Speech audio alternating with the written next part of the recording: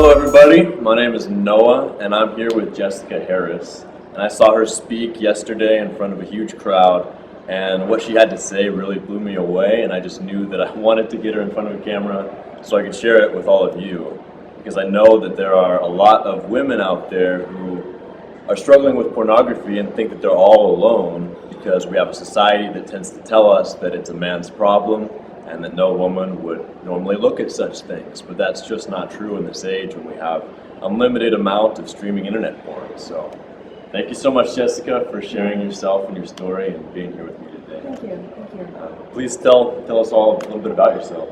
Well, my name is Jessica, like Noah said, and I travel around and I speak about women who struggle with pornography addiction. And really my job is just to raise awareness for it, just to get the conversation started. Because like you said, so many women who struggle feel alone. And because they feel alone, they're not willing to even come forward and talk to anybody because they feel like something's wrong with them. Because why would a woman watch this stuff? Why would she do that? Just the way we framed the discussion around pornography, it's just trapped so many women who find themselves watching it. I was exposed when I was 13, and I became heavily addicted to it by the time I was 17. And there were no resources at all for women. You Googled, help me get out of porn. Actually, it wasn't even Google then, I think it was probably Yahoo, but you Googled, help me get out of porn, and everything was for men, talking about how if you didn't get out, you were going to be a serial killer or a rapist or like this horrible person. And I just thought, like me? What? How did that make you feel knowing that you were using this stuff? Oh, it made me feel horrible. Yeah. Like, what kind of woman am I? Am I going to become a serial killer? Like, what's wrong with me? I don't understand. And so I struggled. I was caught in college, and they said, we know this wasn't you. Women don't do this. Women can't have this problem. So they noticed a high amount of traffic going to these sites in one of the rooms or something? Right. They had, in my college, you had to log on to the internet. You had your own username and log in for the internet just to access the internet at all. Kind of like a public library would. You would log into the computer. And your history was tracked. It was recorded. And the filters at the school flagged it and printed off the entire report of every website that I had ever visited for any reason. Wow. And then someone went through and highlighted all of the ones that were obviously pornographic. And they put them all on the table in front of me, and they were like, somebody has a problem. That somebody was me, but they thought it was somebody else. They just assumed that someone had used your account? They assumed that I had given it to somebody. Okay. Here's my username and password. You have fun, and you won't get caught. That's what I got punished for that. I got reprimanded for that. I had to sign a contract saying I would never give away my password again. And the whole time it was me. Was this content just normal vanilla pornography? Absolutely or what? not. No, I was into very dark fetishes, very violent. Not quite rape fantasies, but just a step before. And what drew you to that type of content? I didn't start watching that type of content. I was first exposed to pretty vanilla, hardcore pornography, and even that was too intense for me when I was 13. But it still drew me into that world where I started watching maybe more erotic and soft core, did a lot of chat room sex, and then just kind of moved into just progressively got darker and more violent, and this wasn't working, so you move on to the next thing, and if that's a little too strong, you turn into that kid who's watching the movies with their hands over their eyes, like. But you still kind of wanted to see it. You still kind of want to see it, so you're kind of like, or you close the screen, like, and then you go back and you start it again. So just desensitized myself really, and just worked into this deeper, darker stuff. So I wasn't immediately drawn to it. If you had shown me the stuff I was watching at 17, if you had shown me that at 13, I would have never looked at pornography. But that's not how it happened. It was a gradual process.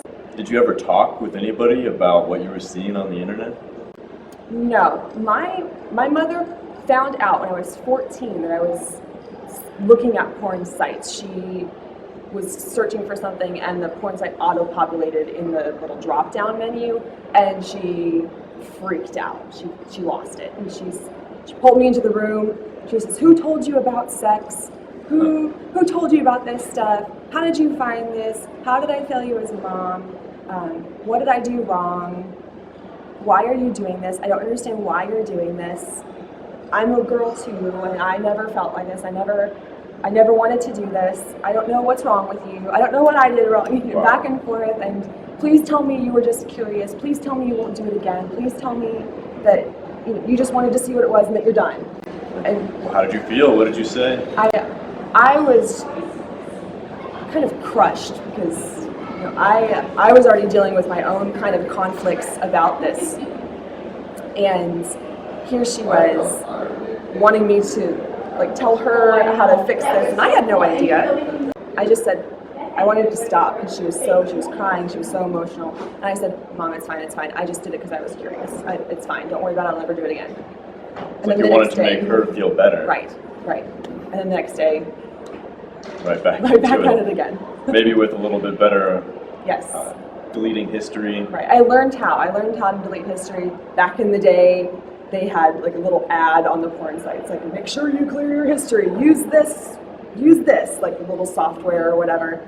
And I learned how to clear my history, and not just clear it, but then to go in and type in normal websites that we visited to make sure that the history wasn't completely empty. So I had learned how to cover and conceal. How do you think this whole process of being addicted to pornography and hiding it from your family affected you? What did you lose? How did you change as a person? Well, I did not have any close relationships with anybody at all. My family, no friends, nobody at school. It was kind of what do you want from me? Okay, I'll give that to you. What do you want from me? Okay, I'll give that to you. And just nobody ever got close enough. And I made sure they never got close enough to find out. They never got close enough to ask. I never formed those deep relationships with people because I was afraid of them finding out. And even my family, because of the way my mom had reacted, I thought, if you knew that I was still doing this, I don't even want to know what's going to happen. And I would just, if people said, oh, you're so great, and oh, we love you, or your family even, oh, I love you so much, you wouldn't if you knew what was happening right now. So really pushing back against any kind of relationship and really just almost becoming numb or putting on masks. Okay, you want me to be a perfect student? Fine. You want me to be a perfect daughter? Fine. You want me to, I was active in church, you want me to say I love Jesus? Fine. I just blocked it all off and just did what people wanted. And it's interesting because someone actually said, isn't that exactly how the women in porn operate? You want me to do this? Fine. You want me to do this? Go ahead. And I had almost learned that who I was didn't really matter to people. What they needed from me was this, and I needed to give them that. I needed to be the perfect daughter, the perfect student, perfect whoever. My struggles and what I was dealing with didn't matter at all. Sounds like you had a wall of masks and you just could pick, this mask is the one I need today, I'll put that one on. Right. Were you sexually active at this time? Did you have boyfriends? No, I was not sexually active. I was your typical good girl. I was the 4.0 student. I was active in my church. I was active in my school. I had a social life. I did extracurricular activities.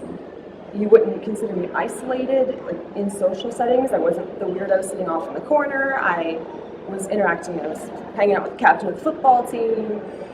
And everyone at school knew I was a virgin because I was very proud of that fact. I was very outspoken about how you shouldn't have sex before marriage. I was a virgin.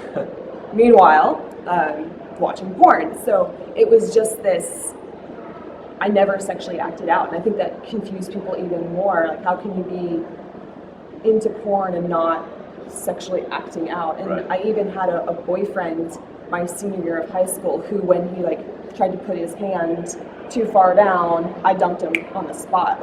I have morals, I have standards, and you are not going to be touching me like that, and just dumped him on the spot. So I just, again, that mask though of, this is what they expect of me. They expect me to wait and not be sexually active, so yes, I'll do that. So it sounds like you didn't have any outward signs that you were struggling inside. You were hitting all the points of success, the superficial points of success. Yeah. But inside, you're probably in a lot of pain. A lot of pain and a lot of struggle, and I just kept thinking if I make this next person happy, this will all stop. If I achieve this next success, this will go away. If I reach, I gotta find something that can that makes me feel more full than pornography does. Like, if I just get my 4.0 and graduate valedictorian, then this will all stop, and I'll be happy, and I'll be satisfied, and I'll be successful, and I won't worry about this anymore. Or if I just get the right boyfriend, then this will all stop. And it never stopped. It was never, all of the scholarships and the accolades and the awards that I won, just never enough. It was never enough. Where was the turning point? When did things change? For the better or for the worse? Well, let's start with for the worse. For the worse. So I was caught in college, like I had said. Right. They told me women don't have this problem, but I had wanted to get help. I had gotten to the point where I understood that my life was being consumed by this. It was destroying me. I was watching pornography for hours a day. I was losing sleep. My grades were harder to keep up. So I had Googled or searched help for breaking free from porn or getting out of porn, and everything was for men. So I was like, all right, I'm on my own. And this is going to date me, but I would save pictures to floppy disks. And I would snap them open then, just like in rage and anger, so much anger. I would snap them open, and I would take a magnet and run it across that disc in the middle, and then I would just slice them up with scissors. Because it was just like, if I get angry enough at it, I'll stop. Sounds like you were in a purge and then binge cycle. It was a lot. And then I started to transition into like a self-harm, because when that didn't work, then when I would use pornography, I would just go into like the bathroom and just start banging my head against the tub, and just like banging my head, thinking like, if I can make this hurt, maybe I'll stop. If I can make this bad, if I can punish myself for doing this, maybe it'll stop. And I think that might actually be part of why I started getting into such violent, so much more violent stuff, because here I was being violent towards myself, so why would I have a problem with someone being violent towards somebody else? But I would just beat myself up because I wanted it to stop. And sounds like you really thought you deserved to be punished. I did. I felt like a freak in a way. Like, what's wrong with me? Why can I not fix this? Why can't I stop this? Why I can sit here and see what it's doing to my life. I didn't really have a moral reason at that point why it was bad. I was raised in the church, but I wasn't a believer. It was more like mask. It was just doing what my mom wanted me to do. So logically, I was a very logical person. Like, I could see where it was destroying my life, and why wasn't that enough for me to stop? And then I got angry at it. That wasn't enough. So I just have to punish myself. Like, that's the only way I can fix this. And so I really wanted help, but I didn't know who to talk to. Who do you go up to and say, like, I'm a girl, a perfect girl, and I struggle with like hardcore violent pornography? Like, you don't have that conversation with people. I'm guessing the whole punishing yourself didn't work. It did not work, no. So I tried to get help. I got caught at the college, and I thought, yay, I got caught. They're going to say, was this you? And I can say, yes. Yes is really easy. Like, I can do yes. Yeah. And then when they said, well, we know this wasn't you, that was my last. That was my last. For me, it was my last hope. And I thought, okay, well, the only women in the world who are okay with pornography like this are the women who are in pornography like this. So I was 17 years old and was hoping to become a doctor, but I was like, you know what? Forget it. I can't do this. I can't live like this. And if I can't get out of it, if you can't beat them, join them. And I thought, that's it. I'm gonna have to be an actress. I'm gonna have to go into porn. Like, that's the only way my life is gonna make sense, is if I just do this. So I started to figure out how to get into the porn industry, and it's not like applying to Walmart. You've got to actually, like, it's not the same process. There's no online application for this. So I had a hard time figuring that out, and in that process I met a guy online who asked me for my personal information, who I gave all my personal information to. I'm a very smart girl, 4.0 student, very logical person, and here I am giving him, here's my real name, here's my real age, my real date of birth, my real phone number, my real address, and access to our entire college intro lab. Like, here's my username and password for that, so you can find me and every other female college student on campus. And then he asked me for pictures. And it was the first time that I had ever sent nude pictures of myself to somebody. And I was like, okay, this is it. This is going to be the deciding moment of whether or not I can do this with my life. And I sent him the pictures. I hated it.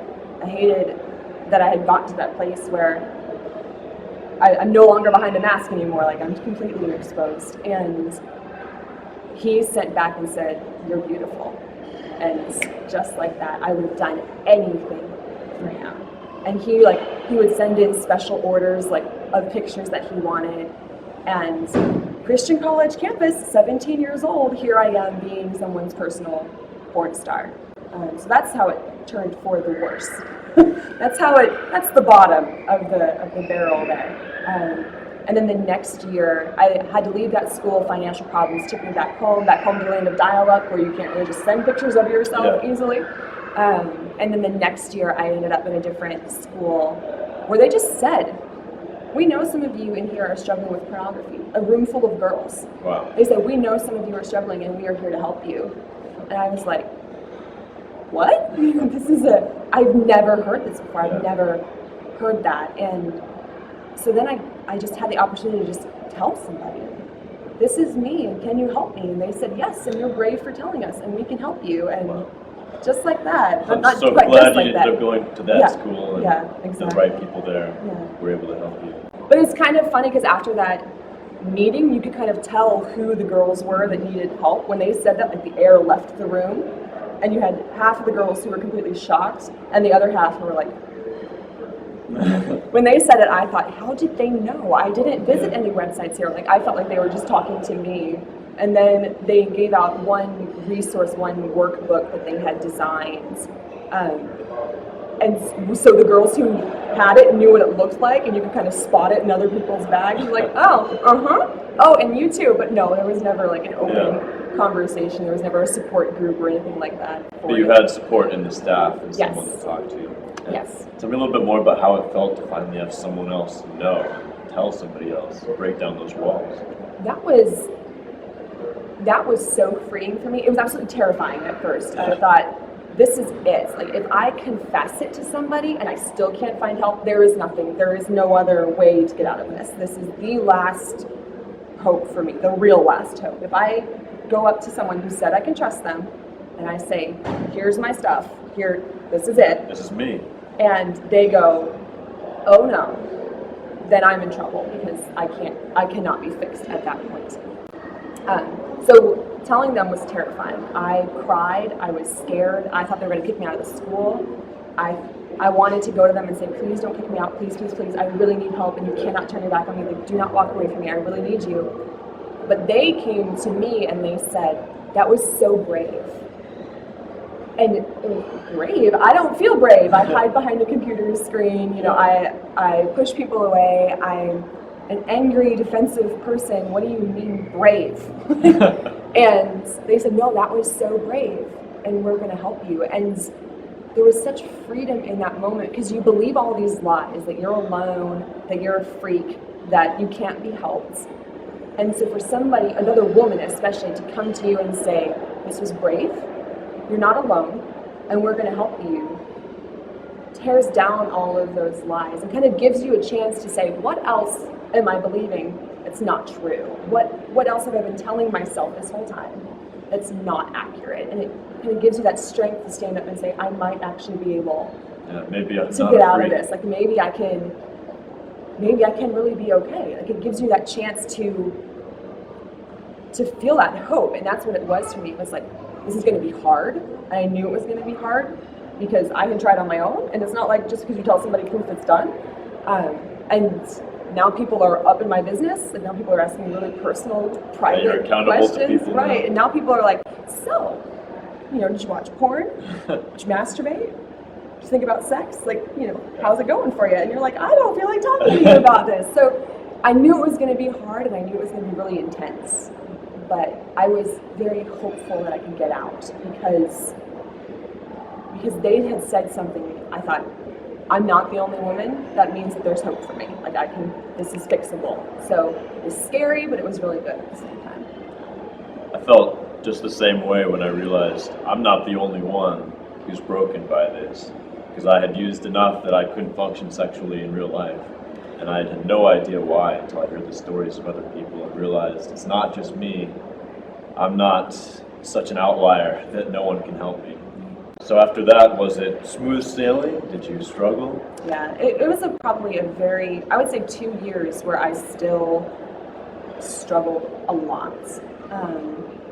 The school I was at had filters, so it was, you couldn't, they didn't track you, they blocked you from going to these things. They didn't want you accessing pornography at the school. So that was easy to not have access to it, but pornography just kind of lives in your brain. You don't have to have access to it. And so it was a lot of learning how to stop thinking about it by thinking about other things. Because even if you go, stop thinking about porn, stop thinking about porn, stop thinking about porn, you're still thinking about porn. So I would go home from that school though, and immediately once I was back at that computer, back in that same place, would just go right back into it again and again and again during my breaks. And it would be so frustrating for me because I think, I can survive at school without this. Why can't I just live a normal life when I'm at home? Why am I still spending hours searching for this stuff? Why am I still going back to that place? And it was a lot of intense one-on-one sessions and like just talking through and dealing with things like trauma and forgiveness, anger, and all of those kind of negative emotions that can take you to that space. And just walking through all of that. And one of the times I went home on break, I came back and I had realized that I could say no. Like, it just, for whatever reason, it makes sense, but it didn't at the time, and it just clicked for me. I don't have to do this. Like, if I don't like it, I don't have to do this. I can stop. And it still wasn't smooth sailing. It's not like it was a clean cut. And there are still times where I'm like, I'm bored, I'm stressed, this would work for me right now. You know, and there are times when I first got a laptop, that was hard. Learning how to set boundaries for that, and I'm not addicted, but I can still go back and visit it again. Even though I know the harms, and even though I know so much more now about the dangers of it than I did then, I can still be like, nah, it's 5 minutes, it'll be all right. When I first got a smartphone, same thing. Oh my goodness, internet right in my hand, and it's mine, and it's right here, and no one has to see it. And afterward, do you still feel like it's all right? After I do it? Yeah. No. I'm always like, well, that was not as satisfying as I thought that was going to be, and that was a bit of a waste of time, and now I feel bad about myself, and I'm never like, let's do that again. It's just like, oh, it's a one at a time thing where I go, oh, let's try that. Ugh, nope, still doesn't work, and move on with your life. And how did your recovery progress, and how do you feel now compared to how you felt back then? It was a lot. It was so much in my head, and I didn't realize how much it was in my head until I took away the actual pornography itself and had to deal with how do you function in life when you sit in a lecture and all of a sudden a porn video is playing in your head. And you can't just like close your eyes. There's nothing you do. Like what do you do? How do you function when these things are stored in there and they're just kind of doing their own thing, or you get bored and that's where your mind goes? So it was a lot more internal, I guess, than I thought it would be. It wasn't like, here, take away my computer, take away my phone, and yay, I'm all better. Like it was a process of kind of breaking free mentally from it too, like stopping. Yeah, we have a hard drive right here. Right. We have a lot of and you can't take it here. out. But it just, when it becomes a coping mechanism, anytime you're stressed or anytime you're bored or anytime, even if you're super happy, like, what do you do? Well, I don't have it, so I've got it in here though, so let me just excuse myself and I'll be back in a minute. So just learning how to kind of reprogram your brain to not turn to that for a coping mechanism, to not turn to that for like when you're stressed or when you're bored, to learn how to find other things to satisfy or other things to make you feel fulfilled that actually are fulfilling, as opposed to pornography, which is not. It was a lot more mental than I thought it was going to be. So it was a lot harder than I thought it was going to be, just because I'm such a logical person, and it took a long time. But you said that you felt like there was a hole you were trying to fill with pornography, right? yeah. And what do you fill that hole with now? So I have such a great community of friends, and I really think that pornography was almost like, in a really weird way, like a replacement for intimacy. When I started chat room sex, I really thought that those guys cared about you. Yeah. Even though I was lying to them, I wasn't telling them who I was or how tall I was or what hair color my hair was. I would tell them if it didn't work, I'd go back out and go in as a different username and try again. So I had this acceptance and this community and this intimacy, but I wasn't being real, and it wasn't real. So I was trying to stuff it in that hole and fill that void with nothing really, and it just kept staying open and kept this wound really. And now I have such great friends and such great relationships that I've experienced that kind of that intimacy and that knowledge and that acceptance even without sex. Like I'm still a virgin, so I've even experienced this very deep intimacy and just knowing people and being known by people and just acceptance and being loved by people and being able to love people, like for real love people and sacrificially love people, which was completely foreign to me. It was always you make them happy, you take off the mask and you put it on, and your opinions don't matter, your dreams don't matter, you don't matter, just do what I want you to do.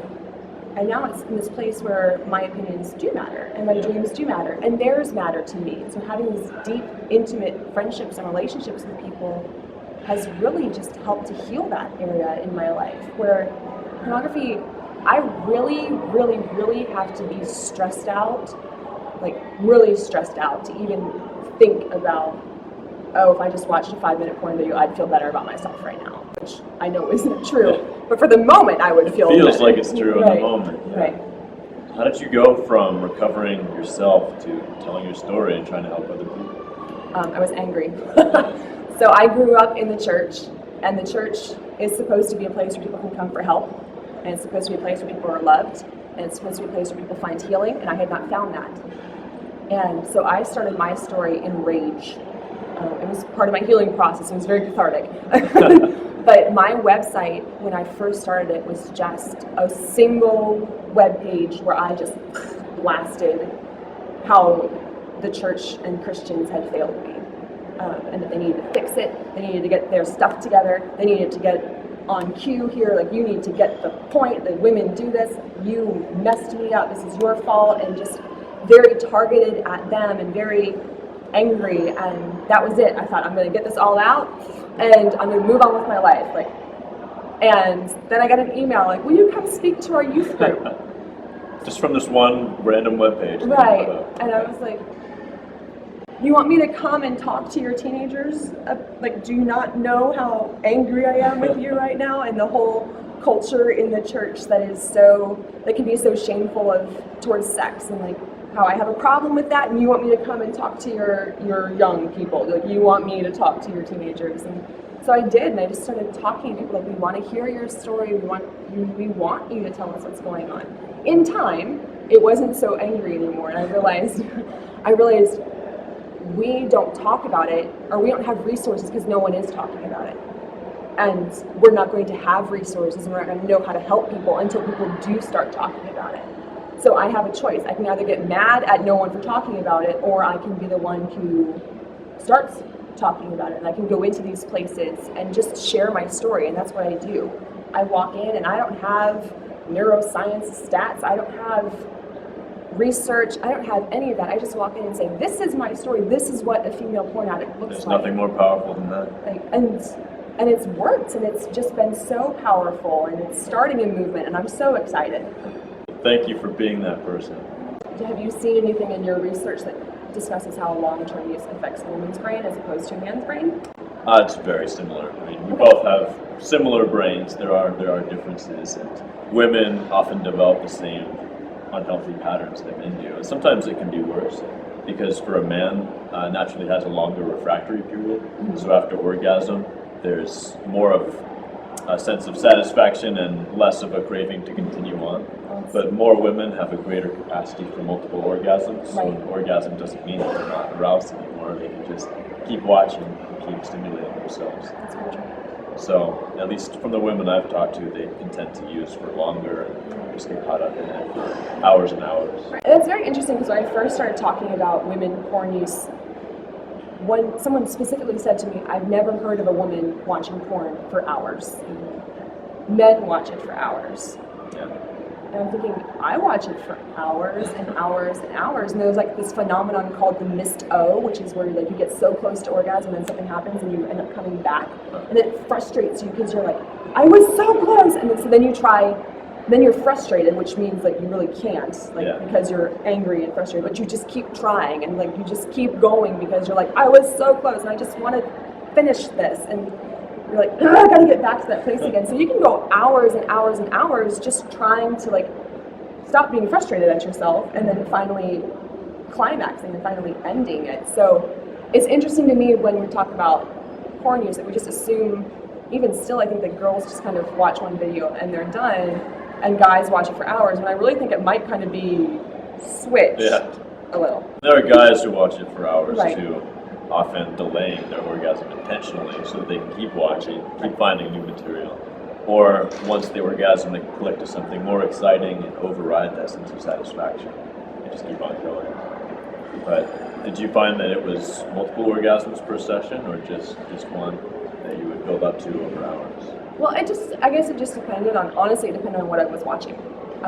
Certain stuff I could be with for hours and it didn't bother, like it didn't pile up, it didn't warm things up quite as fast, whereas other stuff, it was much faster. And then it was honestly like, okay, and then we keep going because I have time, so we're gonna keep doing this. It's like, it wasn't like, okay, I'm done. No, it was, I've still got 5 hours. How many more times can we do this? And you just keep going. So I know I was, I wasn't like the user who was accomplishing a certain goal. I was the person who was like, nah, I've got time. Let's keep going. This is good. So that's how it varied. It just depended on what content I was watching. So when you speak to young people, do a lot of them come up to you afterwards and open up? Yes, when I speak, especially to groups of girls, it amazes me, and it shouldn't, but it amazes me the line of girls that'll come up to me, because I think even culturally, not just like in religious circles, but culturally, we just have this vision of women as being these pristine, perfect people, and girls try so hard to keep the perfect body image and the perfect everything. If they feel like they're not perfect, then they hide it. Right, and they're more perfect.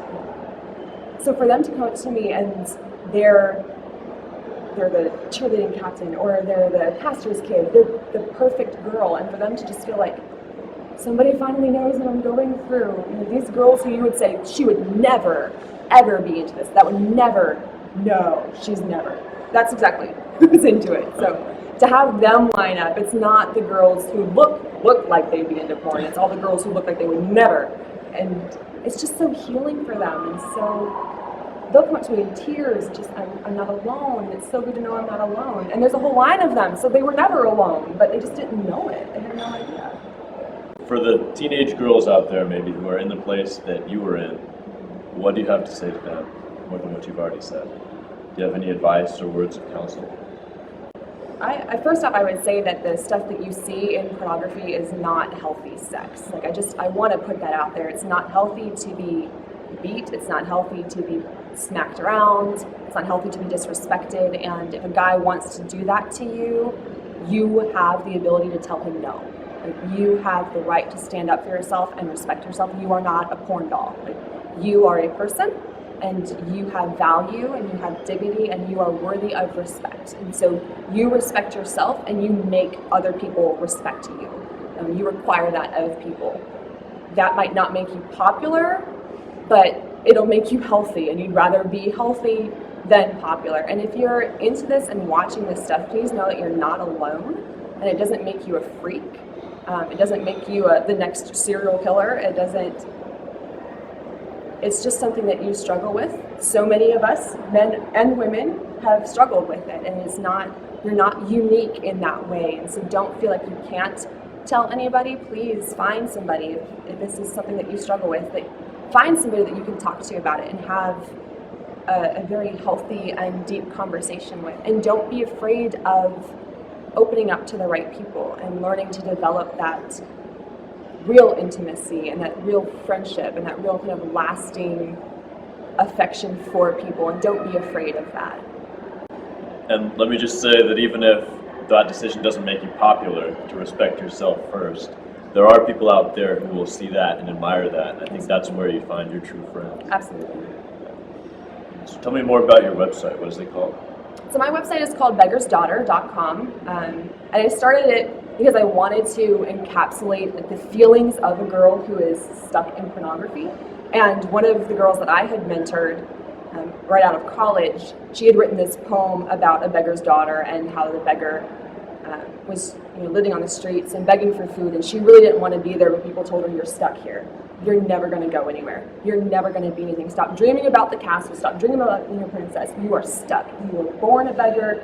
Your dad's a beggar. You will always be a beggar." And it seemed like it encapsulated like what I had felt. Like, I am stuck here. And don't even try to think about getting out of this. You are stuck.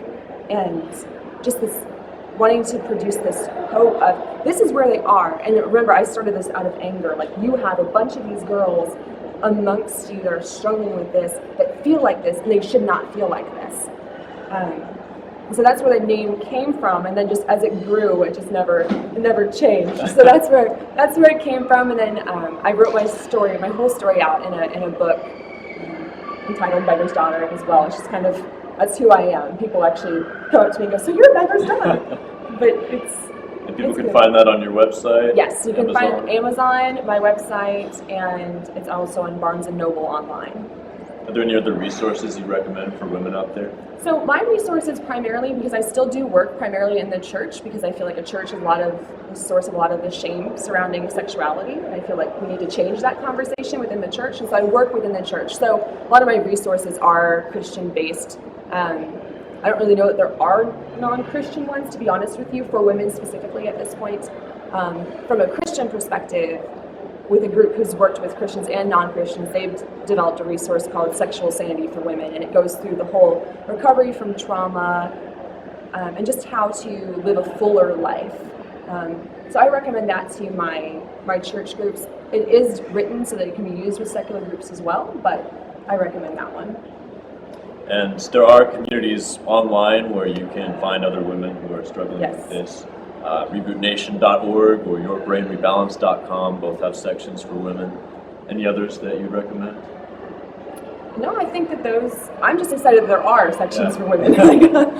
Yay! Because before, whenever we talked about women, it was always the girlfriends of the addicts or the wives of the addicts, right? And so now we're actually talking about women who are giving them a safe space. And for some women, that's enough. Just knowing they're not alone is enough for them to go, "Oh, yeah," and they stop. So. Well, thank you so much, Thank you Jessica. so much. I really appreciate this. Beggarsdaughter.com. Go to learn more about her and invite her to speak. Yes. Because she's an excellent speaker. Thank you. I'll see you all next time. This has been Noah Church. Hey y'all, thanks so much for being with us and listening. Be sure to check out Jessica's website, beggarsdaughter.com. If you'd like to see more, click that video on the left from my last video. It's a success story from a client of mine who recently recovered from porn-induced erectile dysfunction. Click that video on the right if you'd like to hear from Ross Smith. He recently turned 70 years old and has recovered from a 50-plus year porn addiction. As always, go to my website, Addicted Internet Porn, for more, and mash that subscribe button to see my upcoming videos. Peace!